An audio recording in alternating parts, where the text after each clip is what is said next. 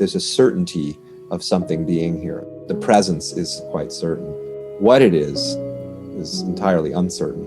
What we're looking for is here as this presence. And it's already here before we ever start to look for it, before we ever do some practice to get ourselves into it. Reality is just here, and it's here inexplicably, this explosion of life. We, as an individual that imagines ourselves somehow seeking the presence of reality, seeking to get ourselves more connected with it, more present to it, there is the presence of reality showing up as everything. That is already the case. The presence doesn't need to be achieved or cultivated. This moment is the achievement of presence. You and I, whatever we imagine ourselves to be, are none other than the cosmos itself. This absolutely seamless whole that has no pieces or parts. There's not anything to grasp hold of, to manipulate, to accept or reject. There's not anything that could either represent a benefit or a threat, because they're not separate things. There's just seamlessness. That's the piece that passeth understanding. Everything is the movement of this liberated ocean of existence. Every experience is a doorway into infinity, because everything is made of infinity. The absolute unfathomable energy of the universe. This is Nick Hyam from nisargayoga.com. You're listening to the Nonduality podcast. Here's part 2 of Paul Dobson's conversation with John Astin. Sometimes I walk around the house or at work and I'm just like, I've normalized everything in my head. Right. Suddenly catch myself doing that. I'm like, wow, that's amazing. That I think I know what's what and what I'm doing, and I have to create a context, in order for that to work. It's almost like you've been dreaming the whole day. You're just kind of going along, sort of sleepwalking, and then suddenly you're like, wait a minute, what is this? Right. In dreams, you have all these frameworks, and you know what everything is. When you look back on the dream after you've woken up, the whole thing would be complete and utter nonsense. Right. But at the time, you believe you're the king of whatever, and you've got to, fight dragons and stuff. And it's like it creates these memories on the fly, and you 100% invest in them. Like, how can you be sure right now that, this isn't the first moment you've ever existed or ever experienced? How can you be absolutely certain that your memories haven't been implanted and you've just appeared out of the void and they've just quickly strapped on some memories and here you are? Right. What can we be certain about? Well, there's a certainty of what's here right now. Like that's what I mean, the actuality. Like there's a certainty of something being here that feels the presence is quite certain. What it is entirely uncertain. But that it is, and that it is that's the what I call the ever-present presence. What we're looking for is here as this presence, and it's already here before we ever start to look for it, before we ever do some practice to get ourselves into it. It's like it's just here. Reality is just here, and it's here inexplicably. The moment is here, this shining forth of reality, this explosion of life, we could call it. I'm just throwing words at it, but it's like it's here, and it's here effortlessly. We're not doing something to make this be here, to make this be present. We're not doing the shining forth. Like this moment, we're not doing this moment.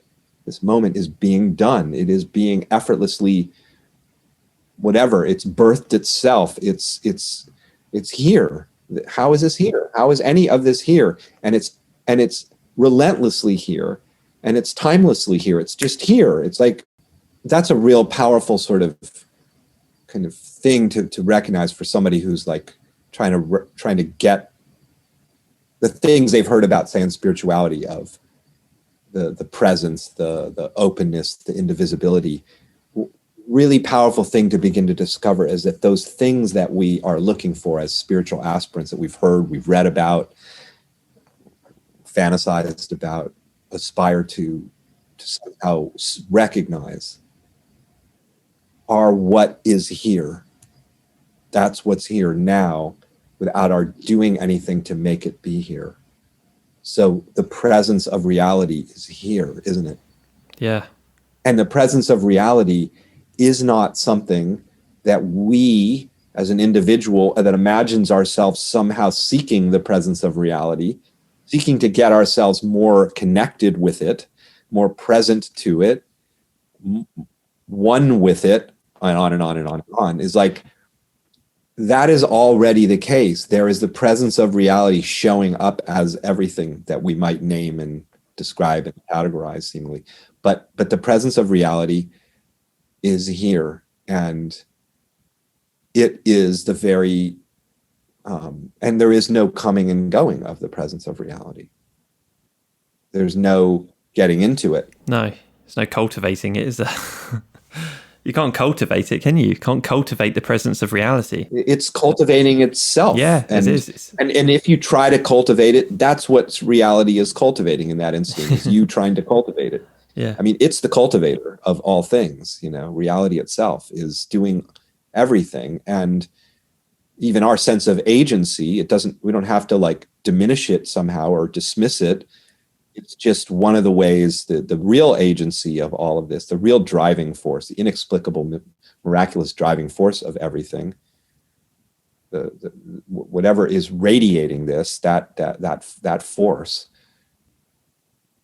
But so there can be this relaxation in recognizing that, oh wow, the presence doesn't need to be achieved or cultivated. This moment is the achievement of presence. The wave and ocean metaphor, which I'm really been like a broken record about of late, I've been finding when I'm sharing with people. It's a good one though. Well, it's very, very potent, and it's potent to illustrate many things, but yeah.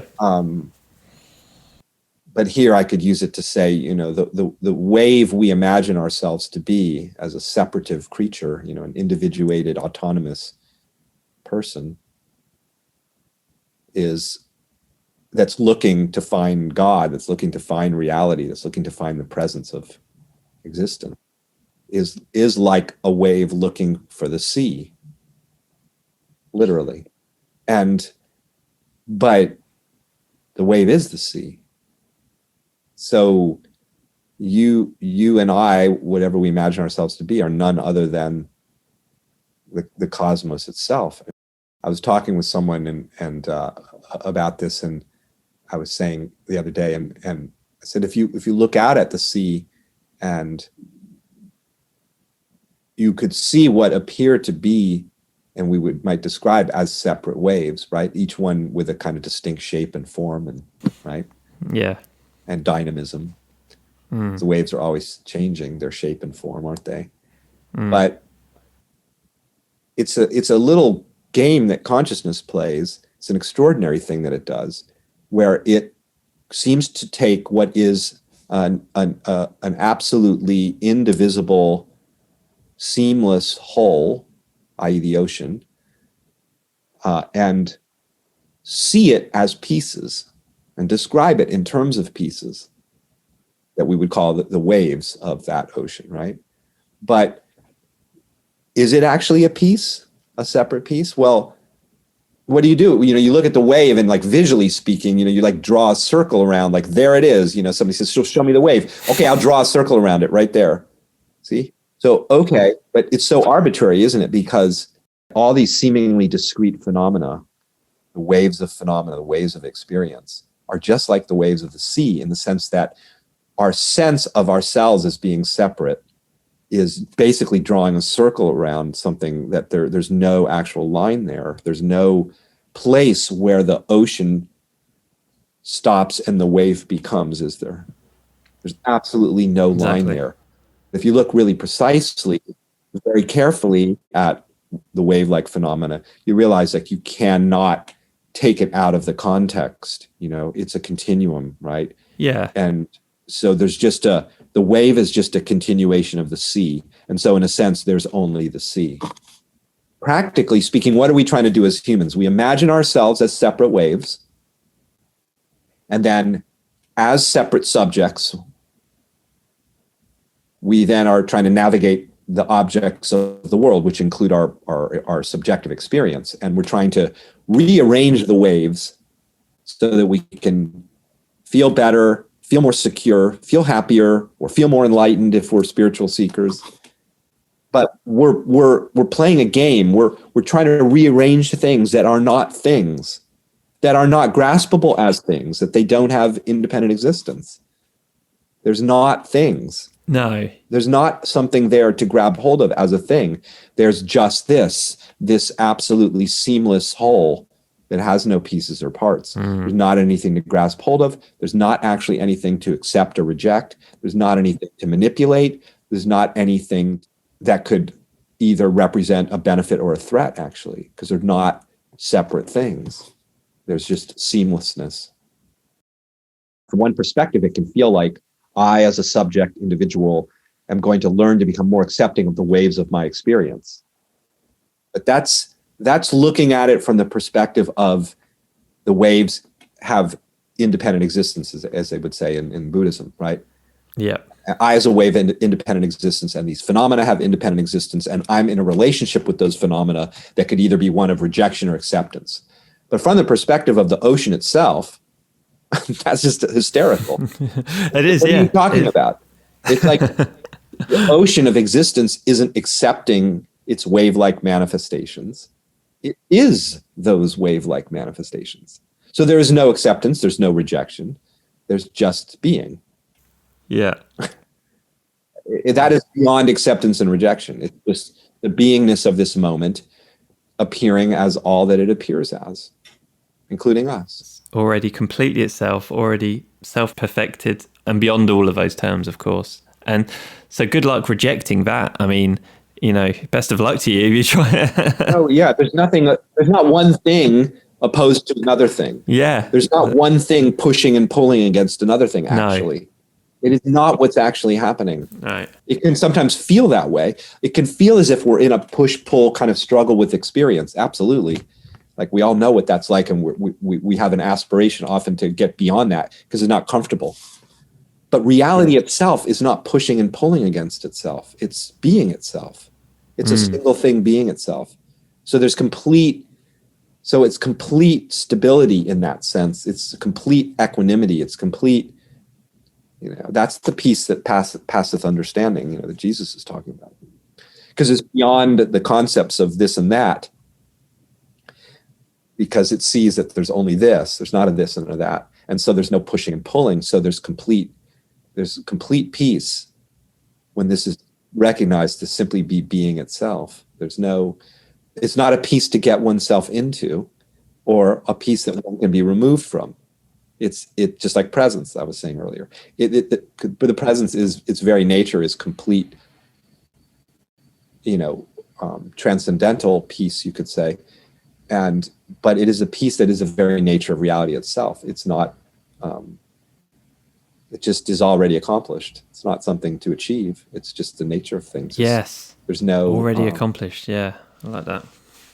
Just the very nature of reality itself is that it's not it's just being itself perfectly and pristinely and effortlessly somehow, in some completely unfathomable way. I mean, when you look at the seeming complexity of this, the intelligence of this, I mean, wow, it's doing all of that and being all of that and showing up as all of that. But all the while, it's always being itself, isn't it? Yeah. It's never departing from itself. It's always, the presence of reality is always the presence of reality, no matter how it's showing up. And why that has such pragmatic power for the human, if you will, is that it cuts through our tendency to imagine certain experiences are better than others fundamentally, or somehow closer to reality than others. Like, okay, now I'm really getting it. Now I'm really understanding this. It's like I found reality, right? Or I'm in this state of, wow, blasted wide open. I'm so free. It's like I finally found reality. It's like, no, actually you didn't. Well, you did, but but you're always finding reality because there isn't anything else to find. And that's very, very different. That cuts through the imagination that some waves of experiencing are more the sea than other waves. And that is the fundamental human misunderstanding. that some waves are more the sea than other waves. If I could leave people with one notion, that would be it, that to discover that no, actually every wave is none other than the sea. And then there's freedom. Then there's a recognition that everything is the movement of this liberated ocean of existence, always, even when it looks like heartbreak, even when it looks like confusion, in what we might describe as confusion or contraction. No, it never leaves itself. It's always itself. Does the ocean ever become anything but an ocean? No, it's just an ocean. Even though it shows up in a lot of different ways, doesn't it? Well, I said to Nick, that reminds me of something I said to Nick the other day. I just said, experience is the great equalizer. There's no wrong experience. There's no right experience. There's this experience, and that is the ocean. Yes. And it is the great equalizer, because you can't get it wrong. You can't get experience wrong. Experiencing is happening. It's doing itself, and it's it's completely, well, perfect, a tempting word to throw at it, but it kind of transcends that word as well, because it's, because perfect's quite loaded as well, isn't it? So, but yeah, sort of, it's completely itself, completely perfect, and transcending those terms in every way. Well, there isn't anything else. Yeah, it's like not really perfect as compared to imperfect. Yeah. It's perfect in the sense of there's nothing else. For it to be pieces, there's got to be like a gap between one piece and the other. If there's no gap, then there's no pieces, right? So what's the gap between one thing? What's the gap between you and me, like so-called, these two objects having a conversation? Is there a gap? Not that I can find. Not really. Look a little bit more closely and see if you can find a gap in your experience between one thing, one seeming thing, and another.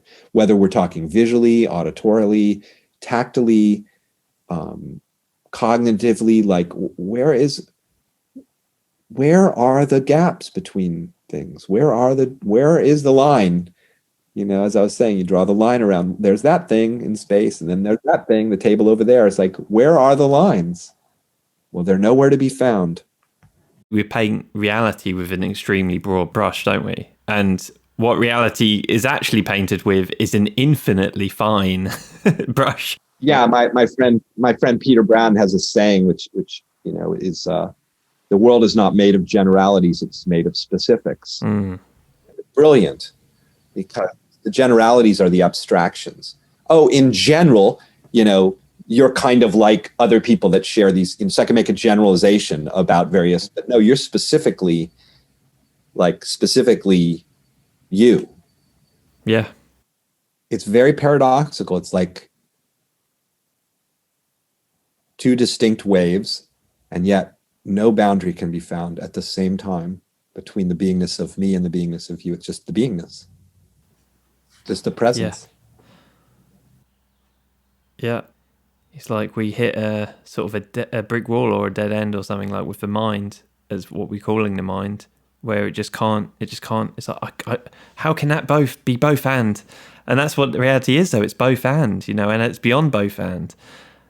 So it's like, this isn't an intellectualization, is it? What this is, direct isness of this immediate moment of reality happening, whatever you want to call it. Like, it's actually very simple. We sort of pencil in the complexities afterwards, but obviously that's made of more of the same ultimately, but we kind of pencil those in afterwards. It's like a simplicity that shows up as complexity, and it's like, but they're not two things. It's both from the perspective of it always being one thing. That what could be simpler than that? It's one thing.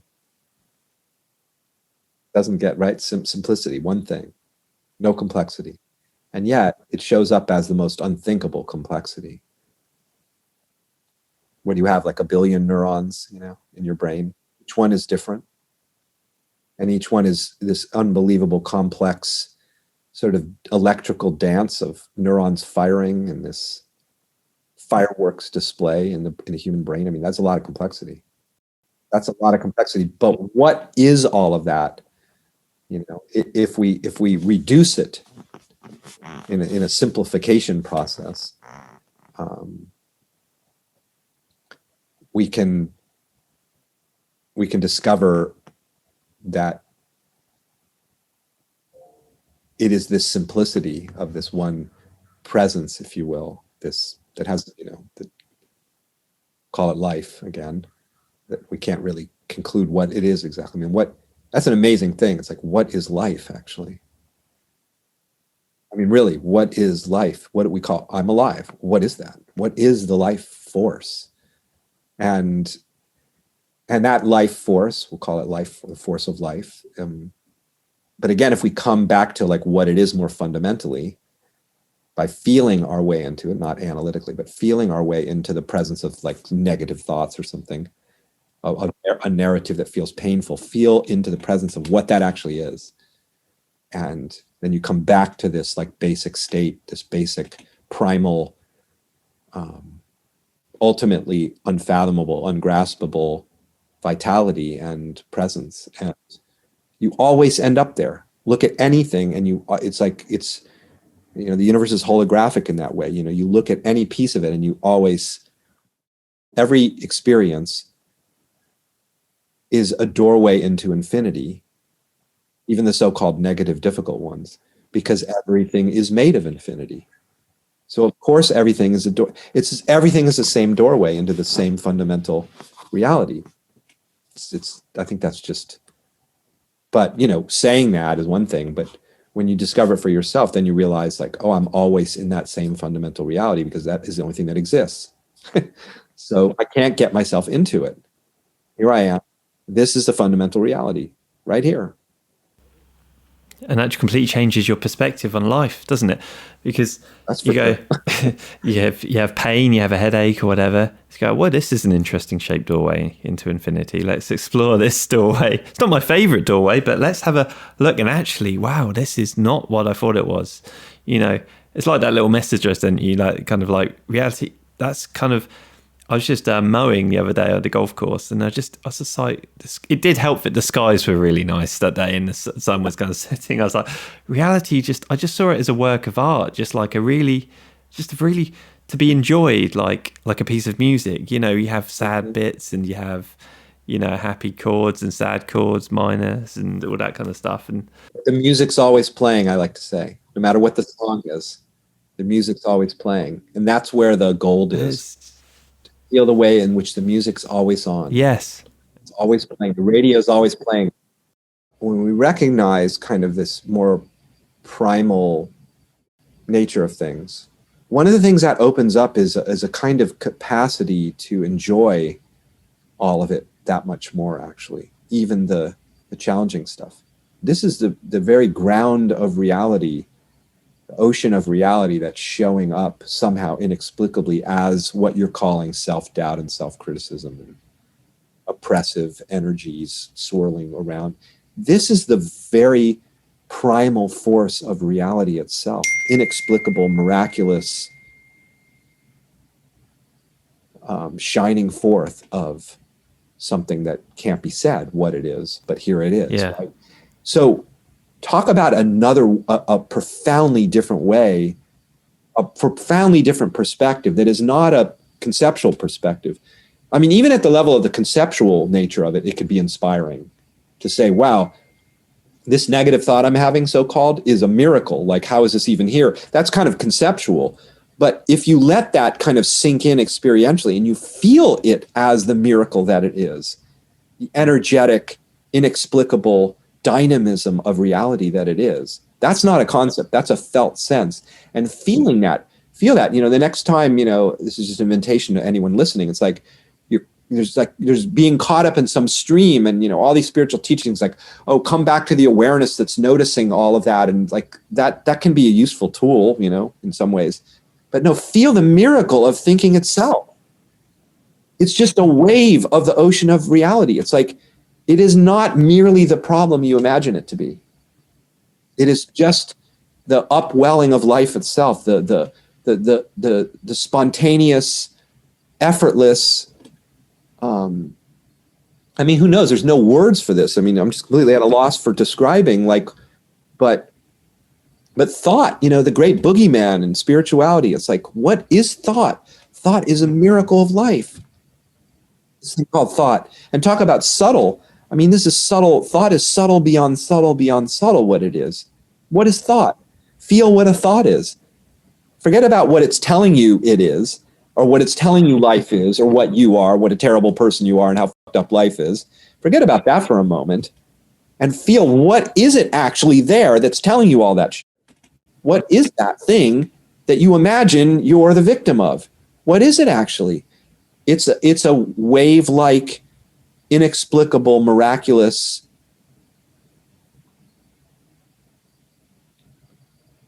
ungraspable phenomena like everything else. But it's and then to recognize that about something like thinking or emotions, things that trouble us as humans often. Like, we gain access to this whole other perspective that's just, it's like a key, in a sense, to the enjoyment, a way of discovering like the enjoyable, if you will, aspect of everything, the absolute miraculous aspect of everything, absolute energetic, powerful aspect of it. I mean, everything is powerful. Every state is powerful. Total, like, being downtrodden, sort of feeling forlorn, insecure, all these heavy descriptions of like our states of mind. From one perspective, I understand that things can seem that way. I get that. I'm a human. But from this other perspective that we're talking about, all those things are the absolute unfathomable energy of the universe. They are the universe. They are infinity, appearing as contracted, despairing, hopeless. So they're this very paradoxical. It's like, yes, on the one hand, hopelessness is hopelessness, very specifically hopelessness and not optimism. They're distinct, aren't they? It's flavors. But again, what are they? What is hopelessness made of? Hopelessness is made of God. It's made of the universe. It's made of the absolute reality. It is the absolute reality. Step through the hopeless door into infinity, Yeah, exactly. It's like everything's a doorway. I wrote a song, a few years ago. Everything that's arising, every thought and all that you feel, everything is a doorway, an entrance into the real. Everything you think is a problem, and all you imagine is ideal. No matter the description, everything is an entrance into the real. Nice, yeah. Yeah, that's what we're talking about. Is like every wave, apparent wave, with seeming separative, autonomous existence, is a doorway into the very thing it's made of, which is the very ocean that it is, the ocean of existence, the ocean of reality. And this is the freedom that shines forth as everything, and that we're never anything but. Yeah. And there's never any arriving at it or departing from it, because it is all that is. It is all that exists. It's the only thing that exists. And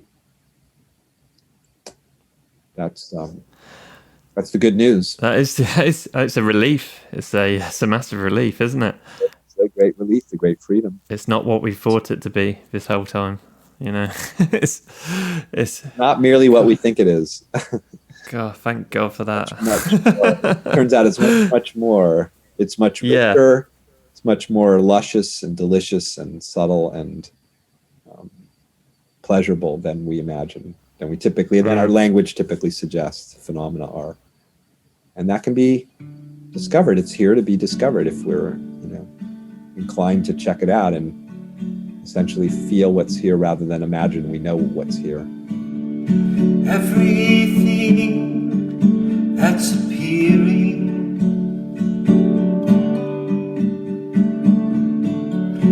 every thought and all that you feel, everything is a doorway.